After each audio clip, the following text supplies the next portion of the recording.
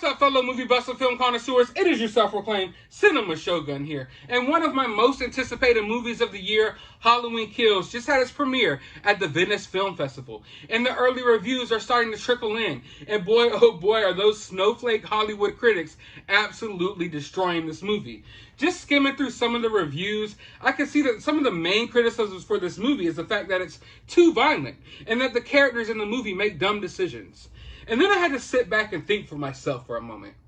Isn't that the point of a slasher movie? To be violent and the characters in that movie to make dumb decisions that lead up to them being killed?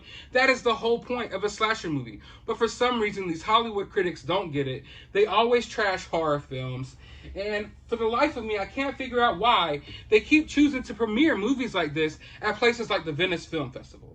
You know, you're premiering Halloween Kills in front of a crowd of woke, Hollywood snob elites that could care less about the horror genre.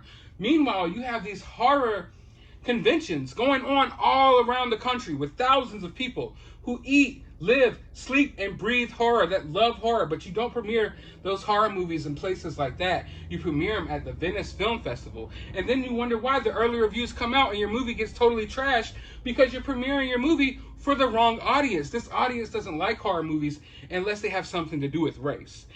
And I know you're probably wondering, what does race have to do with anything? Like, what does that have to do with anything? And I was wondering the same thing when I read through all of these Halloween Kills reviews and realized that a reoccurring theme in a lot of these reviews are the fact that they're comparing it to Get Out. And they're basically saying that the movie doesn't have enough racial commentary. Now, early on when I was about to make this video, I thought that I was going to read through some of these reviews with you guys. But honestly, a lot of these reviews are totally spoiler-filled.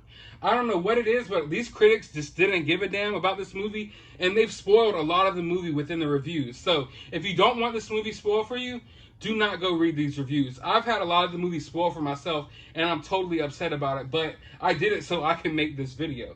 So this one review comes from the Time Out, and I believe the guy's name is Phil DeSemlin. And I'm not going to read the whole review because, like I said, it gets really spoilery. But here's the part that stuck out to me the most. And it's just, for the life of me, I can't understand what's the thought process for these people, for these weird Hollywood weirdos.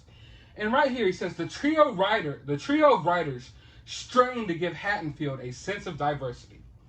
Imagine sitting in Halloween Kills, watching this slasher movie, and the only thing that's on your freaking mind is diversity. Oh, this movie isn't diverse enough. I want to see more people of color being murdered by Michael Myers.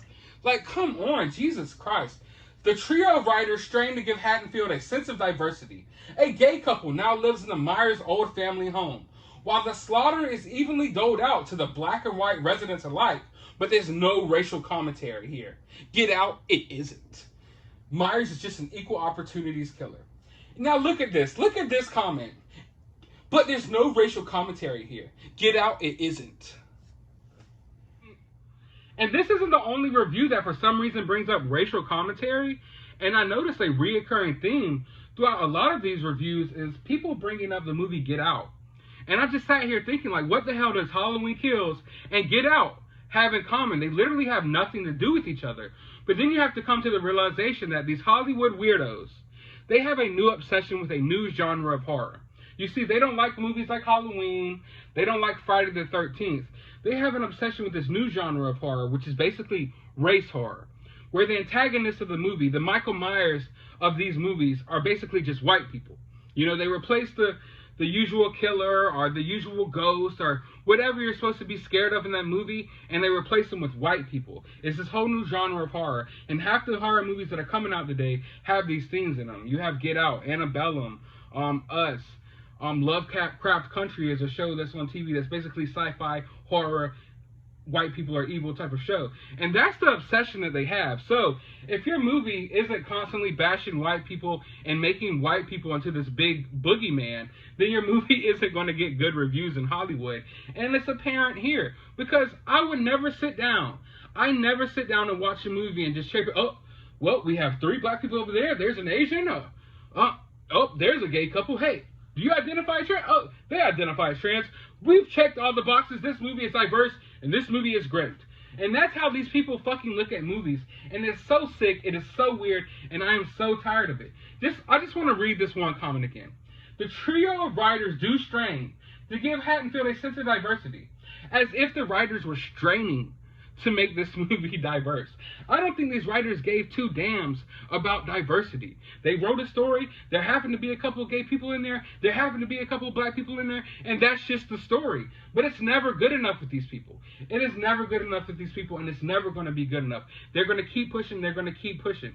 We just saw this with, what's that movie that came out? It had like an all Latino cast, and it was a singing movie, and I can't think of the freaky name of it right now. I think the movie is called In the Heights, and basically, it's a movie full of Latino people, but that wasn't good enough. They had to bash the movie because the Latino people in that movie weren't Latino enough, and they weren't dark-skinned enough. And that's where we're at in today's society, where basically, these horror genres have always been progressive. You know, if you've watched the horror genre, they've always had the final girl. It's usually a strong woman that comes out on top at the end. They've always had diverse casts.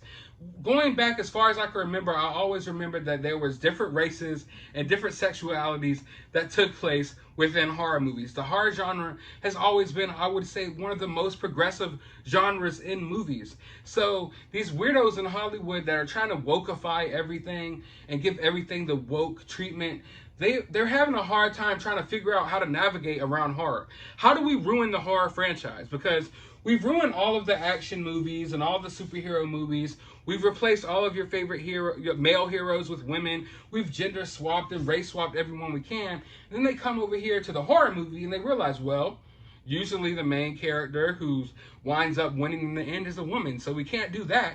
We can't wokeify it that way. And well, there's usually diversity in these movies, so we can't say anything about that. So basically they have to call it out, and they'll give you trash reviews, and they're going to try to ruin it, and they're going to try to turn every horror movie that they can into something about racial relations, okay? They don't want any more slashers.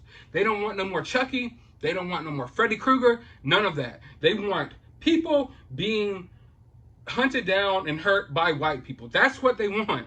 That's what they want. And it's not good enough that the fact that Michael Myers is white, or that Jason Voorhees was white, or that Freddy Krueger was white. That's not good enough.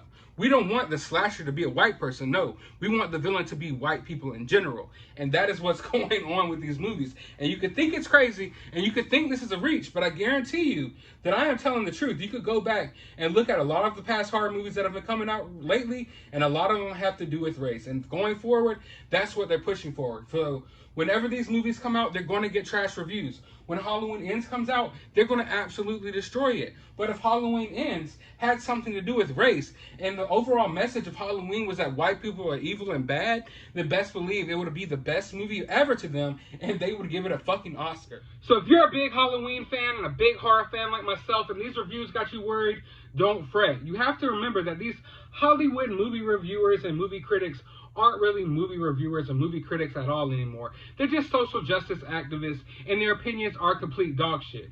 But with that being said, I value your opinion, and I want to know your opinion of this video down in the comments below. While you're down there, hit that thumbs up button, ring that notification bell, hit that subscribe button, and as always, find some time out of your day to go watch a movie.